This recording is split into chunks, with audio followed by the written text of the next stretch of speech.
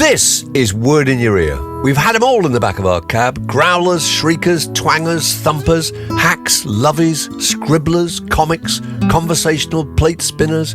Basically people we like and think you'll like too. And if you want to support us, subscribe, leave a comment, or go to patreon.com/wordinyourear for the full dizzying range of the entertaining stuff we do. Get in, fill your boots.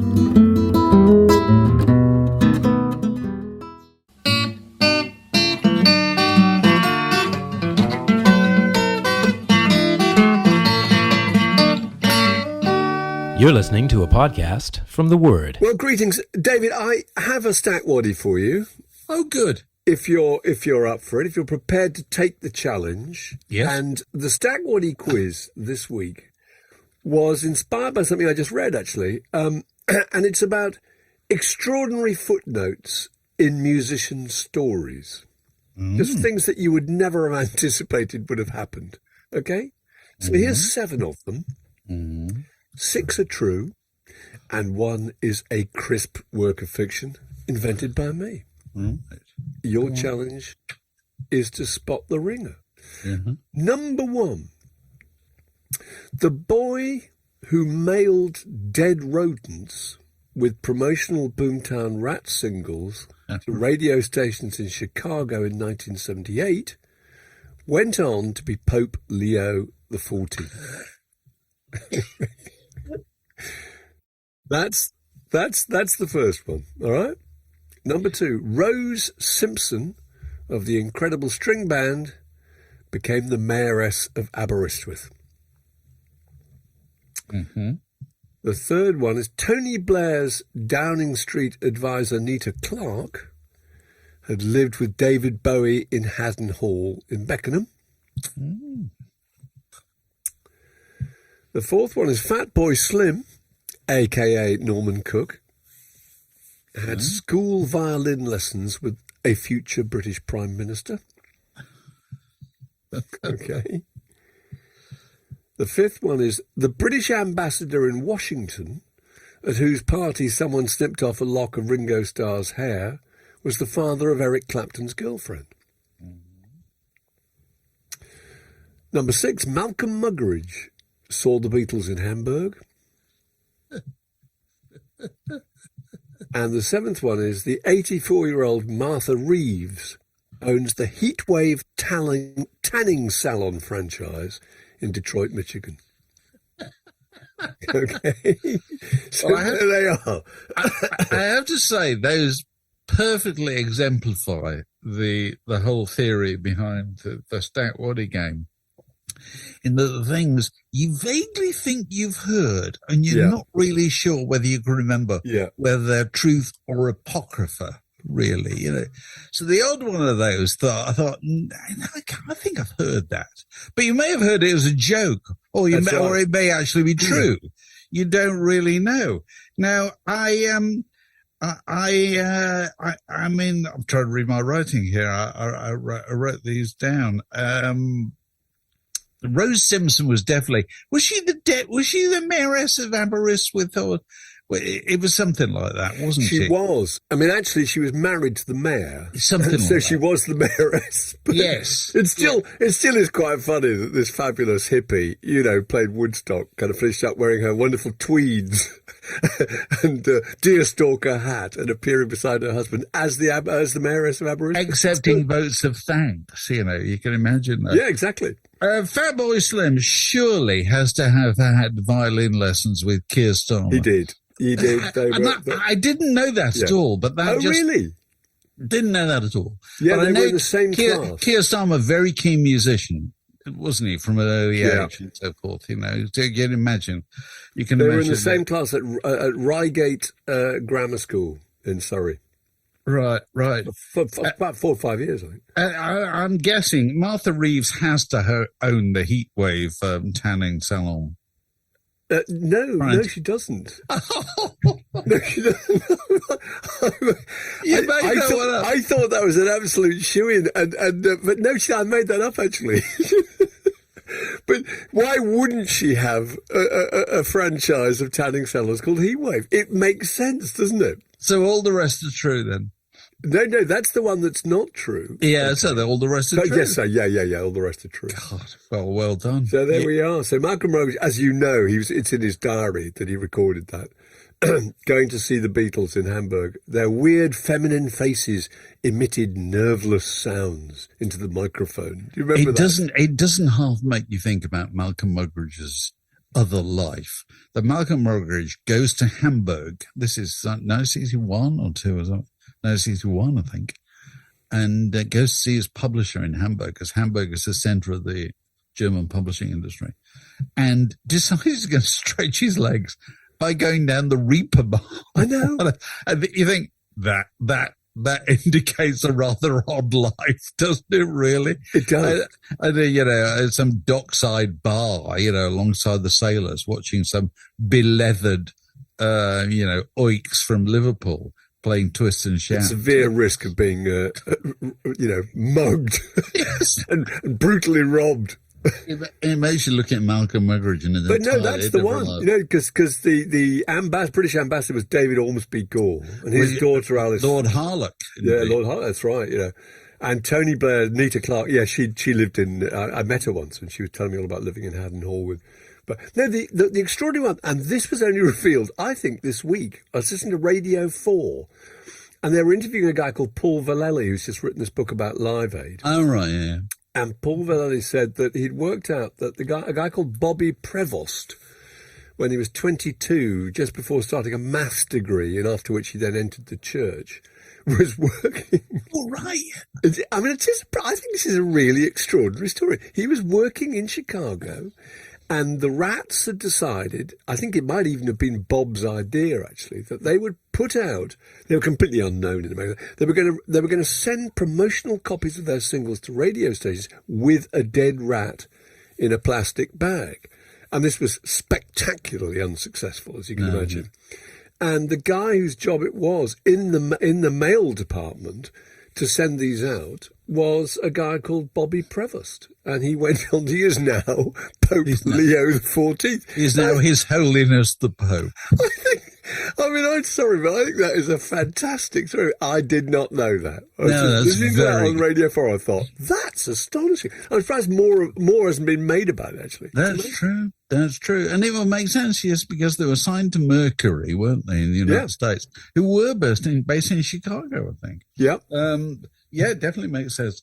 Mark, I'm going to come back at you. Oh, go on. With another little sort of competitionette, I suppose. And this I'm calling Meat on the Ledge, okay? Because it revolves around the whole issue, which is increasingly a kind of live issue in popular music, is who is and who is not a ledge, yes? Because ledge is a new status that people reach at some point in their lives. It used to be the only thing that mattered in popular music was being the kind of hot new thing or being a kind of venerable classic act. Well, now there's something in between, which is ledge status. And not everybody gets there, actually, do they? Absolutely not. It's That's something that happens to you. It's whether you're a ledge or not says something about how the public have decided somehow to think about you, okay? So it's a bit of a test for this.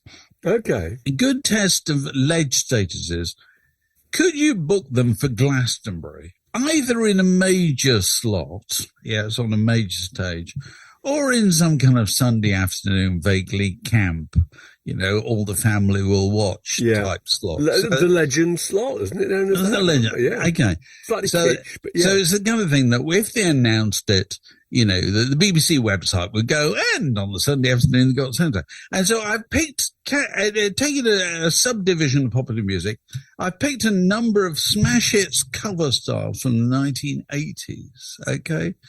And you're going to tell me whether you think they're ledges or not. Now, before you do that, I've got to try and just think what defines a ledge. Let me see. I think there must be various things. One is, I guess, you must have a kind of deep personal connection with these people. The other is they may have gone through a certain amount of suffering. It could be. Or they may have suffered for their art. Or they could have been, I suppose, to some extent, the soundtrack of a particular period of your life. Or they're just terrific eccentrics that everybody applauds, you know. So there are people have a great sentimental attachment. Yes. Okay. Yeah. Here we go. Are you ready? Number 1, ledge or not, adamant. A ledge. You think? Oh, yeah, I do, yeah. Still? Yeah, I do, actually. Well, okay. I think adamant, absolutely, because he was so big and they were so universal. Admittedly, not for very long. It was only about 18 months, wasn't it? But they were absolutely everywhere, and then they were nowhere at all. Well, I think that disqualifies him as a legend because it's too short a period. Oh, dear, okay. The reverberations, I don't think, lasted with Adamant at all. There was anything to do with other people. Okay, no, okay, so that's one. We can differ. It doesn't matter. So, Adamant. Number 2, Toyah. Ledge or not? Not quite. Not a ledge. I think not quite. It's not right. Okay, number 3. Because I don't think you have that immense emotional involvement with Toyah. She's slightly cartoonish, and she always was, actually. And I like her very much, actually. But not a ledge. No, not heavyweight enough. Number 3, Jason Donovan. No. No, it's not a ledge. Just not. Whereas, if I was to mention Kylie, Kylie's total ledge. Guys, Kylie is a legend. Complete Jason is ledge. not. Okay, moving on. Kevin Rowland. Oh, God, I think probably a ledge. I think a ledge. I think so, because especially after the book, the amount of suffering, his early days as a felon. And those records that still pop up at wedding discos. Oh, yeah. That really helped. No, a ledge. Okay. You'd want to go and see him and see if he's wearing a scarlet beret or a dress. Okay, next one. Ledge or not, Nick Hayward.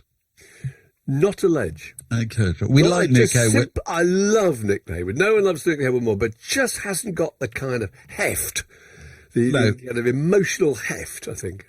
Next one, Billy Idol.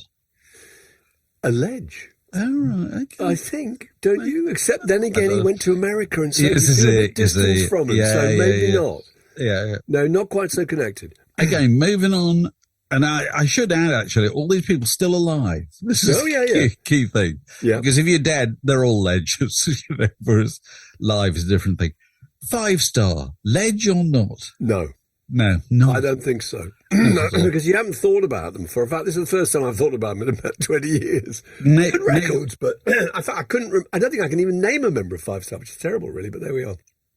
Stedman. Wasn't there somebody called Stedman? Somebody called Stedman, it might have been. Okay, next one. Culture Club, ledge or not? Absolute ledge. All right, okay. Boy George, massive ledge. Again, suffering, the ups, the downs, the terrible soap opera, the comebacks. Also really funny. People love him. Widow Twankey, pantomime dame. Very funny. Quotable.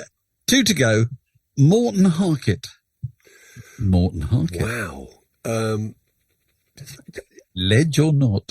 Well, he's not British, which makes it not quite so point. good. But he is a bit of a ledge. But I mean, a ledge in terms of just a load of girls who would now be in their 50s just wanted to go along to some small corner of a Somerset field and sigh and remember their happy youth.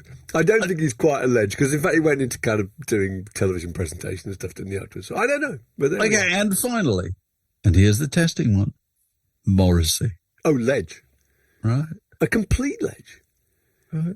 Because even if you'd taken against him, which, let's be honest, a lot of people have more have taken against him than have remained loyal, he's still, out of the natural curiosity, would find you gravitating towards that field to have a look at the man. To some corner of a foreign field. Yeah, I think, no, ledge. It's good, isn't it? It's a good... Okay. Let's do this with other types of... We will. So there you go. Meet on the ledge. Tune in next week for another instalment.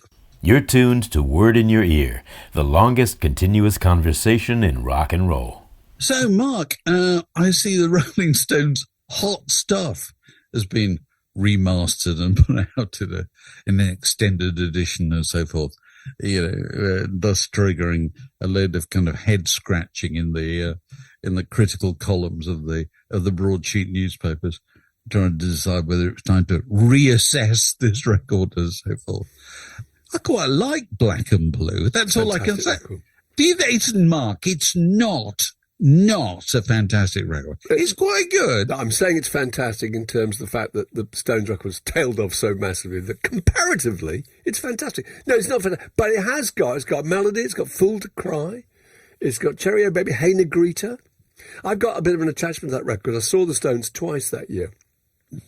I saw them in Earl's Court, 1976. It was I was in the second row, and it was the first time that anyone had seen Ronnie Wood as a member of the band. And I can remember that the show started with what now seems to be the most analogue thing imaginable, which was a giant hydraulic flower in the middle of the stage. And you heard the drum beat of Honky Tonk Women, I think it was. And the petals slowly opened, and out crawled the Rolling Stones.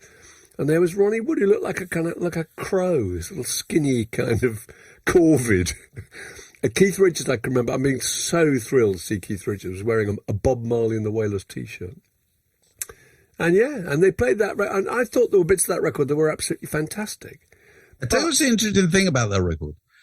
If you're going back and listen to it now, which I do actually, is that, it was during the period when they had no real second guitarist, did they? So they were kind of auditioning during that record. That's why it's got... Actually, one of the best tracks on that record is Hand of Fate, which is Wayne Perkins on the guitar, which is just absolutely suggests he ought to have been recruited into the group. Weren't the guitarists coming to the studio to be auditioned? I can't remember who. No, not Steve Marriott. There were various extraordinary, interesting people who went along. But and it was, there'd all been this argument that Mick Taylor had left because they wouldn't cut him in on the songwriting, which is amazing when you think about it. That they really wouldn't. And it's interesting, if you look down the track list of Black and Blue now, you got two tracks, Hey Negrita and Melody. And in the case of the former, they say in brackets, inspiration by Ron Wood. That's right. And in the case of the second one, they say inspiration by Billy Preston, i.e. co-written They by. wrote it. But, we're not going to give them a third or anything. We're not going to do that. That's why Mick Taylor left, which is just extraordinary. Now, the point about it is, I think, here's my theory of the Rolling Stones. In 1971, they made Sticky Fingers. That's the last album where they wrote songs. They really wrote songs. After that, they didn't write songs. They just developed riffs. Yeah. Yes. And Black and Blue is the kind of apogee of that period. Do you know what I mean? Because its groove is fantastic. It is. It's really dramatic, It has a sound that nothing else has, actually, whether it happened by accident or not. No, there are no kind of... It's none of that bridge, chorus, second verse. It's a groove, Hey Negrita's a melody, really good example of that. But, I mean, the thing that was attractive about it at the time was it had a kind of slovenly, filthy, sticky, fetid. It had the kind of... the funk of sex and debauchery about it, actually, which would now be, I think people would just somehow feel, disapproving or unnerved by that. But at the time, it seemed so outrageous. It's an amazing sounding record. It's the sound of that record. It's the texture of that record. It is the sound of that record. You don't go to it looking for songs, but it does things like Cherry O Baby, doesn't it? Which is the Eric Donaldson reggae. That's right. Which is clearly just Keith kind of larking around. Yeah. And they end up thinking, oh, fine, put that on the record kind of thing. There's been a lot of argument about in the correspondence columns about, was it really blown away by punk? Well, it's 1976. No, not that much was happening in the way of punk, was it? No, and actually, a lot of it was recorded originally back in 1974, I think. Was 74, 75? Yeah, probably. I mean, it was nothing to do with the idea that they were kind of sitting around going, "Oh my God," the adverts of stolen our thunder. Run for your lives! It's Eater. We're threatened. We're going to be taken off our throne by TV Smith. Where is he nowadays? Exactly. Absolutely extraordinary. I think I sent you the thing from the New York Times about the interesting piece about tracking the success or not of recent American movies. Oh, it's gripping.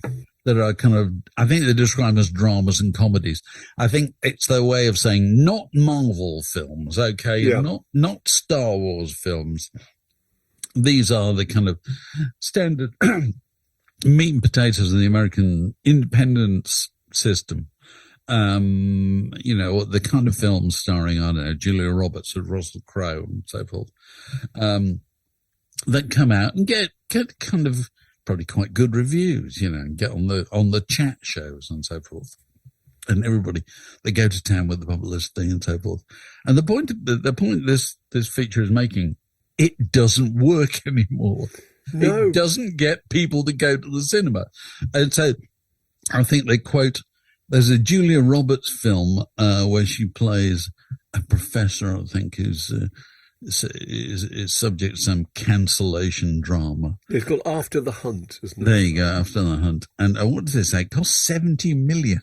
$70 million to make. It's made $3.3 million in a month. But there's two questions there. How do you spend $70 million making a film like that? So in outer space, you're not recreating the Battle of Waterloo, are you? In that, no. How did it possibly spend $70 million? Quite small scale sets. I don't know. It's just films just are expensive. Bruce Springsteen's Deliver Me from Nowhere. What was that? Domestic box office. It cost $55 million. So if I made $21 million, and it got pretty good reviews. I mean, okay reviews. But that's interesting, isn't it? But it didn't drive anybody out. I think the point they were making is that the only way you can make your money back on that kind of film nowadays is if it happens to be something where everybody says, "I've got to go and see this." Yeah. I know I don't normally go and see films of this kind, but this one I will go and see. It's become the thing you have to do. It's like the Oasis ticket, isn't it? Yeah. Just looking at some other ones. Keanu Reeves had a comedy called Good Fortune. $30 million cost, made $16.3 million in a month, which is very, very little, isn't it? Jennifer Lawrence and Robert Pattinson's Die My Love, disaster. I think it's really interesting, and the big hits are mostly, is it Predator, Badlands? It all appeared to me the big hits didn't feature human beings. Yeah. They feature people wearing masks or whatever. Yeah. You know what I mean? So it's kind of interesting because that presumably calls into question the value of the star system, which is the idea that you wanted to look at Julia Roberts or Keanu Reeves or Timothy Chalamet or whatever on an absolutely massive screen. Yeah. That was what drove the movies. They seem to be saying that's no longer the case at all. Well, what I could figure from that piece was that people stopped going to the cinema during lockdown, and that they haven't really got back into the habit. It's funny, my kids don't really go to the cinema, actually. They don't go very often.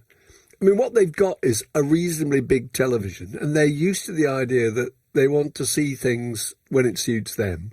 Yeah. And it's disruptive to have to reorganise your life to the extent you've got to be at a cinema at a certain time and buy a ticket. Whereas you can just press the button when you've got your drinks ready and your saucer full of crisps, and you're away. And the other thing that struck me was I'm not sure that, I mean, this is just a generalisation, but in a world where you're used to getting this kind of instant hit and instant gratification, where the drama is just proving too long and too laborious and too challenging. Because if you're really interested in that whole world of kind of, fantasy movies, then that's something astonishing is happening, isn't it? Every few seconds, there's some kind of attention-grabbing riff. And a drama is, by definition, is something you've got to let it evolve, and you've got to figure out the various elements of it that might connect later on. And I wonder if that's just trying the patience of people in the way that it wouldn't be a challenge for us. I don't know. It's interesting. It also suggests the death of what, according to, what's the wonderful Scottish film writer who wrote a wonderful book called The Whole Equation, whose name I can't call to mind this. this moment. And his whole theory of cinema is that it's all about being with a load of people in the dark. That's what the experience is fundamentally about. You're with a load of people, you don't know who they are, you're together in the dark, looking at the same big, impressive thing. David Thomas? Thompson. It's Thompson, his second name. And a wonderful book, The Whole Equation. I highly recommend it. And that seems to have just gone, doesn't it? I've had friends who, went out. I was talking to friends the other day who went to the Springsteen. They delivered me from nowhere. And they went in the afternoon. It's just like there were 4 people in there, Well, you don't feel the same. No, you don't. The last time we went to the local cinema, there was only 6 people there, and you felt that it's like going to a restaurant when there's only 6 people. You think something must be wrong. Yes, there's no sense of community, and you're not no one to turn to afterwards and go, well, God, that was extraordinary, wasn't it? Yeah. You're listening to Word in Your Ear, cheaper than therapy, and you can walk the dog at the same time.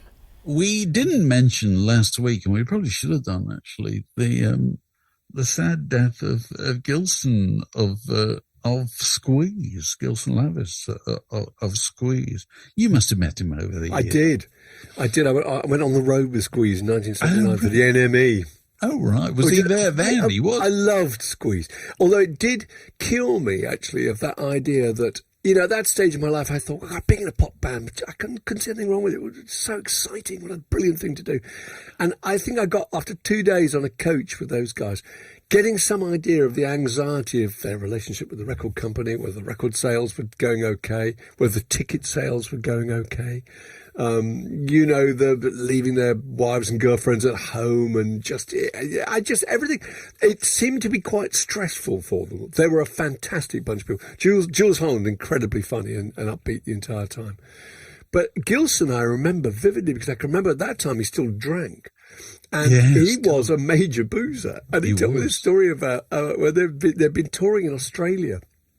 And there was a big flat beach there, and which you could drive cars on very fast at low tide. And he had got himself tied to a roof rack by someone. He said, I want to experience what it's like to be outside a car travelling at 100 miles an hour. Oh, and this guy, I don't know if he was a member of the band, had driven at 100 miles an hour down this Australian beach with Gilson Lavis attached to the roof, clearly tanked up.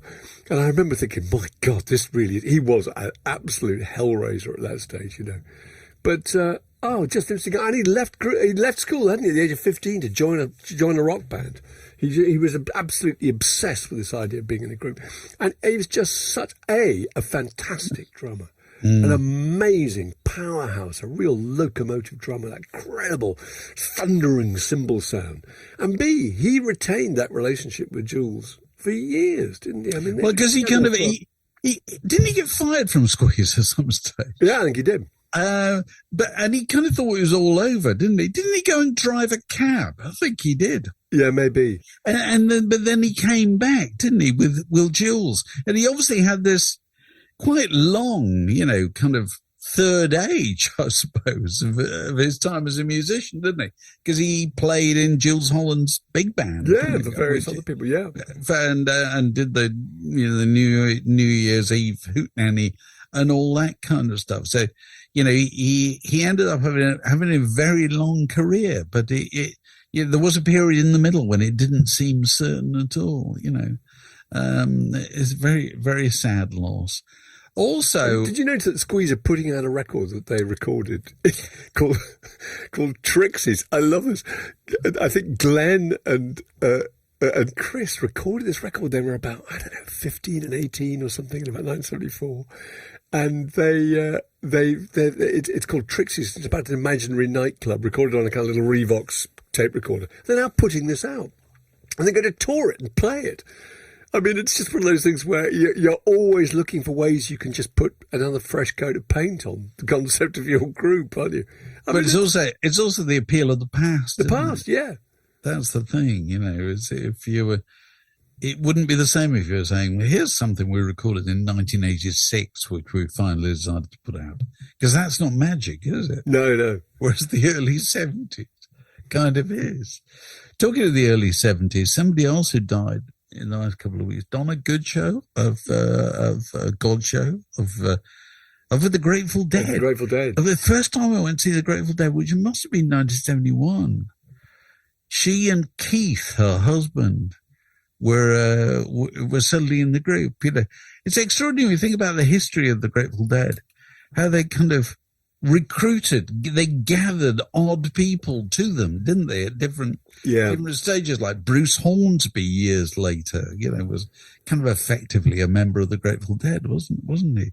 And so Keith and Donna Godchaux were a couple from somewhere in the deep south, and they played together. And they ended up being part of the Grateful Dead. And she's an extraordinary story, isn't she? Because I watched a clip of her being interviewed when I'd heard about the fact she'd died, and she was she sang on "Suspicious Minds" by Elvis Presley. Yes, yeah. And she also sang on "When a Man Loves a Woman" by Percy Sledge and various other things. But she was talking about in great detail about what that's like being that age. I think she was 19 or 20. And suddenly they get a call saying Elvis Presley wants some backing vocals, and she's at Muscle Shoals, where she was based, you know, goes in, does it, and the whole thing was just about trying to keep a lid on her excitement. She said her and the other backing vocalists are very polite. They managed to keep it all together. They shake his hand, and he's terrific, and they love meeting him. And then they went out to a pancake house around the corner and just screamed. It was just really lovely because they were so excited about being in a room with him.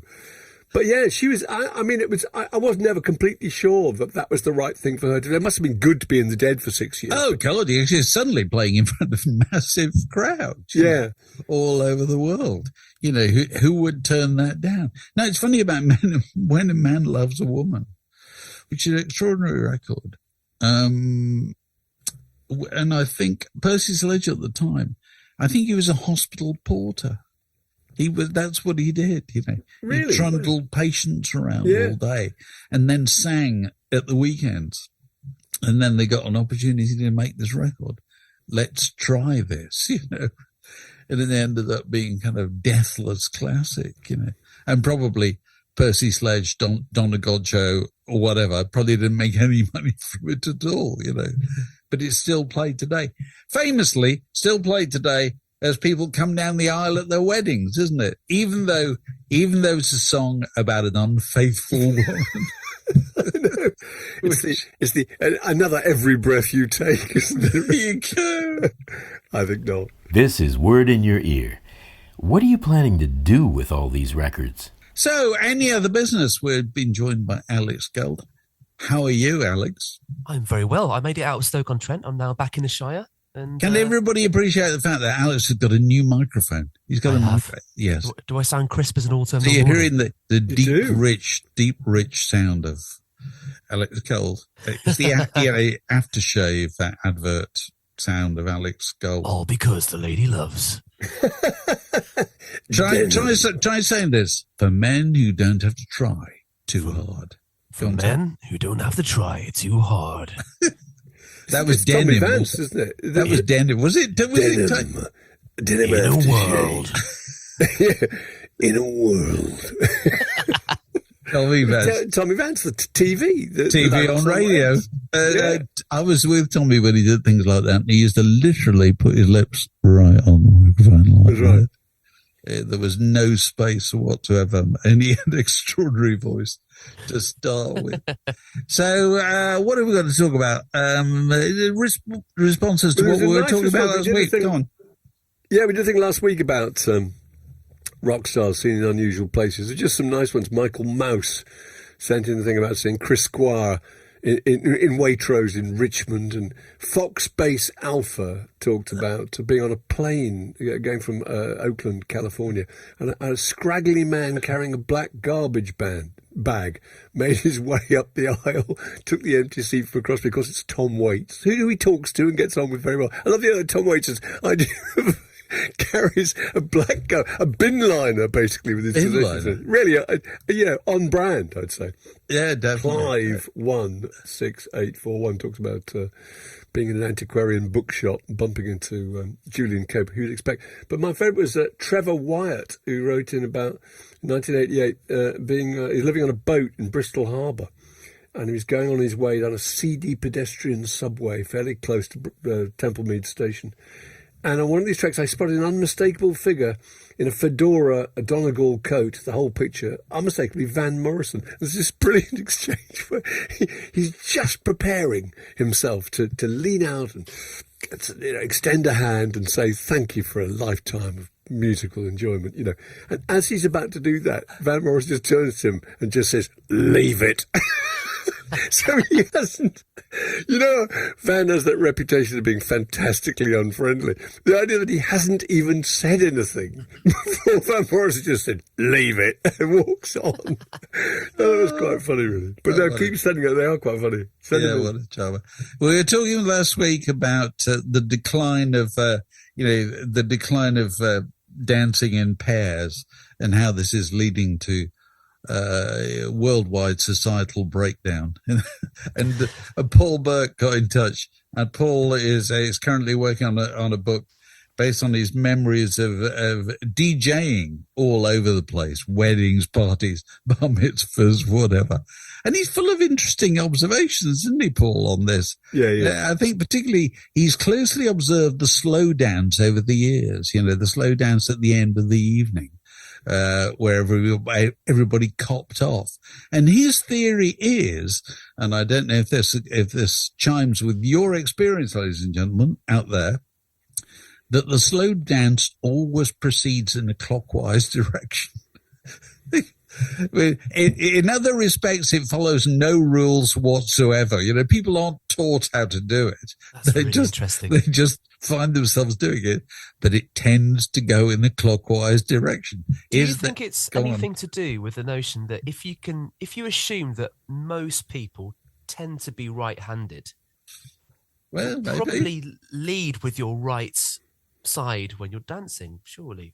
Yeah, but that's what he said. He sent us some extracts of what he's writing, and it's full of very interesting things. The whole notion of the slow dances, there's full of kind of escape clauses at every point, aren't there? Where the girl can say, "Thank you very much, I've had enough." You know what I mean? I must go and find my mates, or she can decide to stay. The key thing was the kind of gender division in their attitude to the whole thing, which I thought was really funny, that the girls have got their gang around them, and if they're not chosen for a dance or they're finding a decision hard, they've got their group of people there to comfort them and encourage them and make them feel all right. And the blokes, when you've had the nerve to walk across the dance floor to ask a girl to dance, she said no, and you've got to walk back. He said it's the walk of shame back to his mates, who show their kindness and empathy by laughing in your face. It's such a male thing, isn't it? But he also points out that you might well have gone across the dance floor and asked a girl to dance, and she may have consulted her mates before she decided. I know. She's got to turn around, say to the committee, and they vote. And so it's even worse. The whole ghastly thing is even more protracted and agonising. It's fantastic.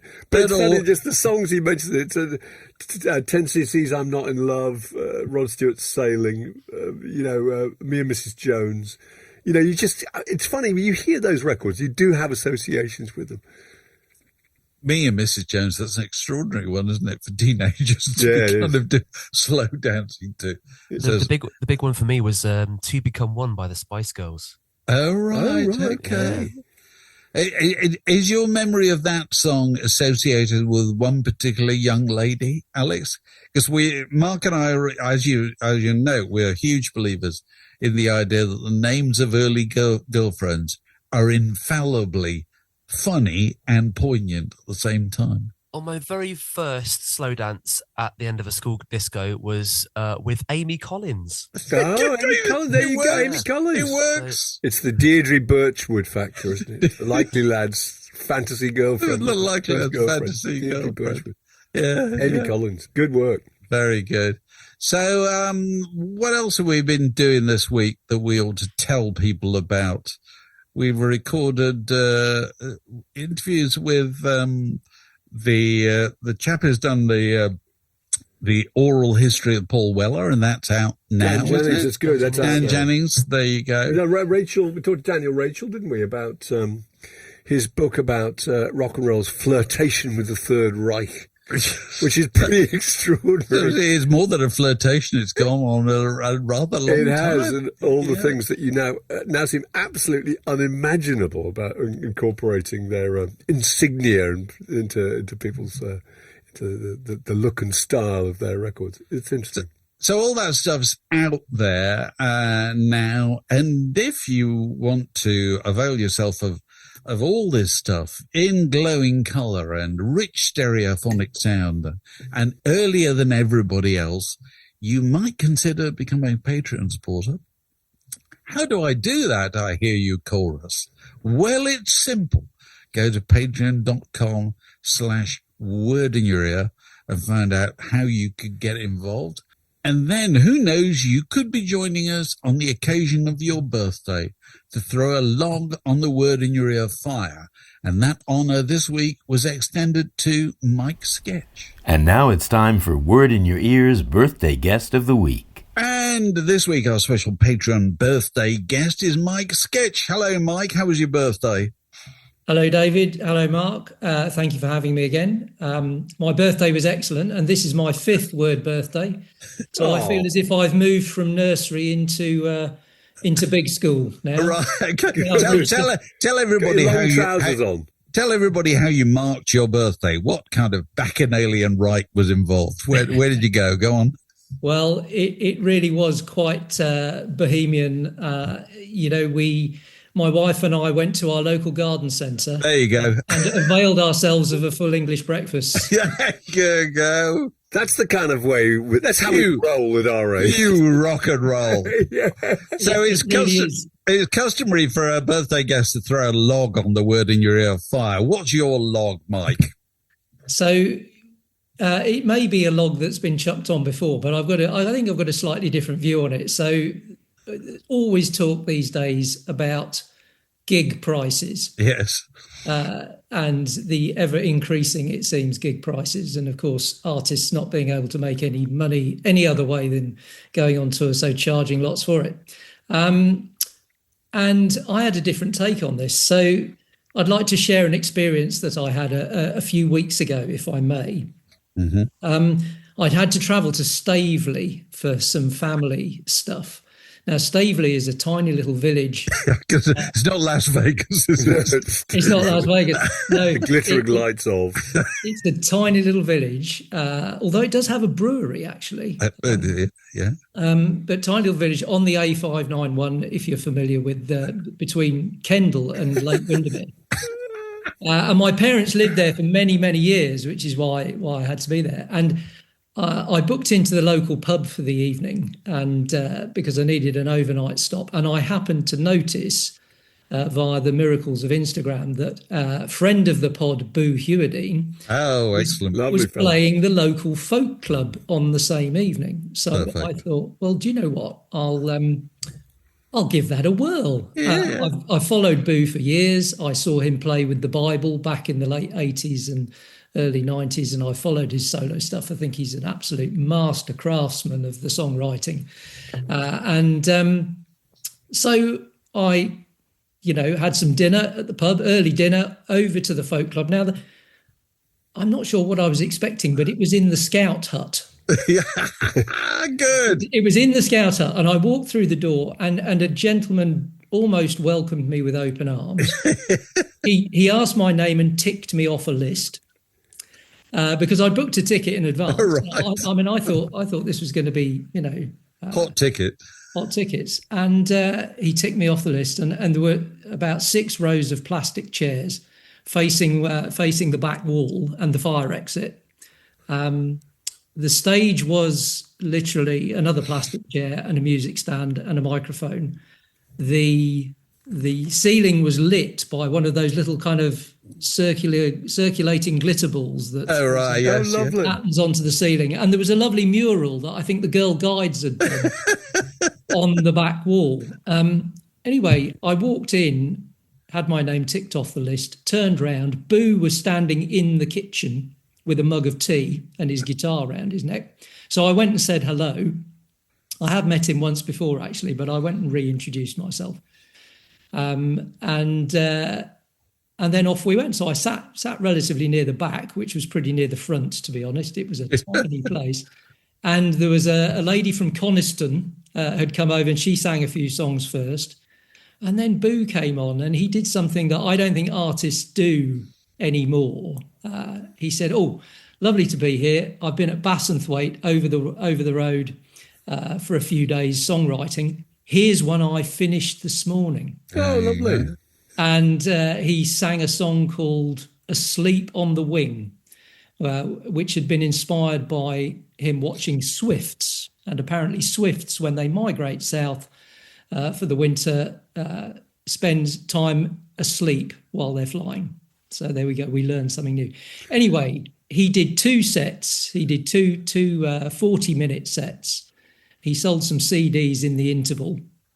And then off he went. Now, gents, how much did I pay? Go on, tell us. How much did I pay to go to the Scout Hut and watch Boo for best part of 2 hours, and other people as well? £10. That's fantastic. £10. And I forgot to mention, the announcement at the beginning was, if you'd like any refreshments, nip into the kitchen and make yourself a cup of tea. £10 plus free tea. Yeah, or go over the road and buy yourself a drink at the pub and bring it back. But they might get funny about you bringing the glasses. 10 quid and front row seat as well. And yeah, absolutely. And do you know what? It was absolutely packed. It was really maybe, I don't know, 50, 60 people there. Oh, really? That's brilliant. That's a good house. That is good. I said to the guy on the way out, I said, "You could charge double." He said, "I know." He said, "But I probably wouldn't fill it every week." No, said, sure. I want to fill it every week, and I do. And that's why we do it. You know, we don't do it for the money. We do it because people come out.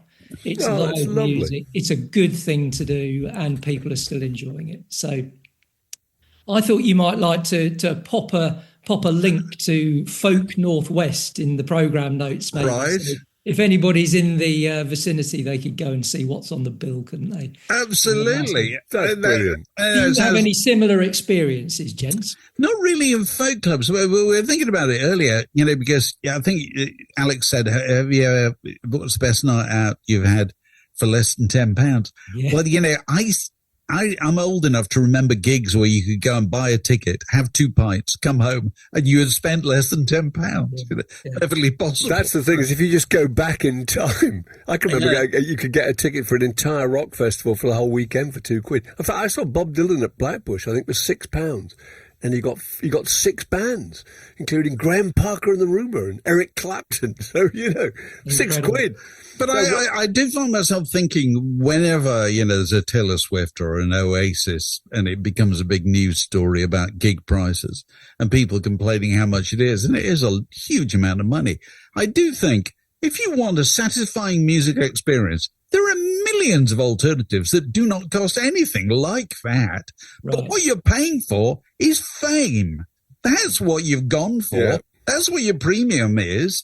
Fame and the difficulty of getting in there. It's not to do with the quality of the experience. Quality of experience, go to your local folk club or your local whatever and see whoever there happens to be playing. And you'll be close enough to feel whatever it is that they're doing. And you won't be distracted by 80,000 other people, But people, what drives gig prices is not people's interest in music. It's people's interest in celebrity.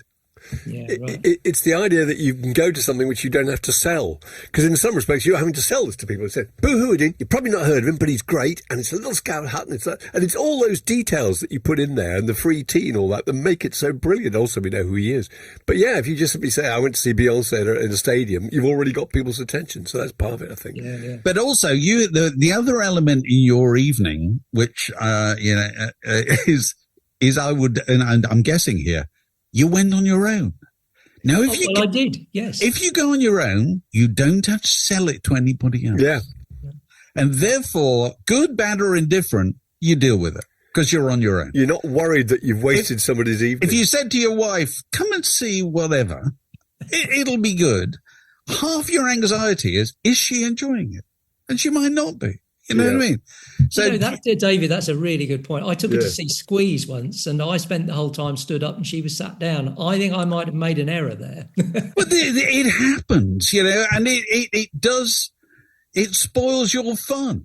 Really, you're better off on your own, enjoying it, to the fullest extent, than hoping you can. You have to adjust to being a gigs on your own, but it's possible. It's like going to the cinema on your own. Going to the cinema on your own is also a very, very nice experience, because again, you're not sitting there worrying about whether or not you can often feel the tension coming through the chair. It's when you look looking at their watch. Around in the dark. You just sort of see. It's my wife's face set in kind of disapproval, or is she concentrating? I know.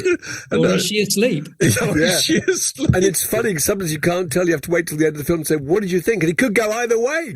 Brilliant. Because they're rubbish. Yeah, and if she says she didn't enjoy it, your enjoyment of it is halved. Yeah. Yes. It's ridiculous, really. Yes, you feel responsible. You do. You do. Yeah. That's very good. This podcast was brought to you by The Word.